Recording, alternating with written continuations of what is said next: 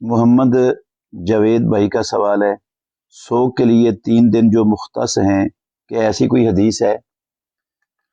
سب سے پہلی بات یہ ہے کہ سوگ کا معنی سمجھنے کی بڑی ضرورت ہے۔ ہمارے معاشرے میں سوگ اور تعزیت کو ایک بنایا جاتا ہے اور ایک ہی سمجھا جاتا ہے، جبکہ یہ انتہائی جو ہے نا لا علمی والا معاملہ ہے کہ سوگ کو اور تعزیت کو ایک سمجھ لیا جائے۔ سوگ اسلام میں صرف خواتین کے لیے ہے، مردوں کے لیے 3 دن تو کیا 1 دن کے سوگ کا بھی تصور نہیں ہے ہی نہیں سوگ مردوں کے لیے اسلام میں۔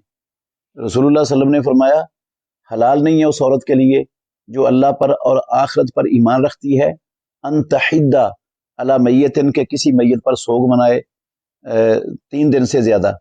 ہاں شوہر اگر فوت ہو جائے تو پھر 4 مہینے 10 دن سوگ کرے گی وہ، یہ صرف عورت کے لیے ہے، مرد کے لیے سوگ نہیں ہے۔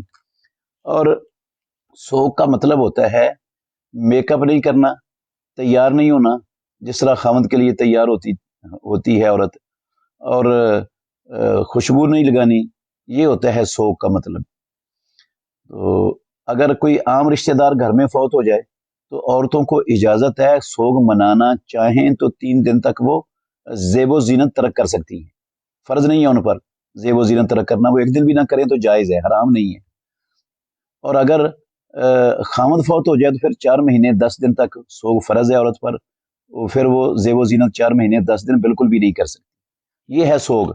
باقی جو تعزیت ہے اس کے دن اللہ نے اور اللہ کے رسول نے کسی نے بھی مقرر نہیں فرمائے ہیں۔ تعزیت کے 3 دن نہیں ہیں، جب کسی کو موقع ملے میت کے رشتہ داروں کے پاس جا کر تعزیت کر سکتے ہیں۔ تعزیت کا مطلب ہوتا ہے میت کے رشتہ داروں کے پاس جا کر تسلی دینا، ان کا حوصلہ بڑھانا، ان کے صدمے کو کم کرنے کے لیے الفاظ بولنا جس سے ان کا صدمہ کم ہو جائے، یہ ہوتی ہے تعزیت۔ اس کے دن مقرر نہیں ہے اسلام میں۔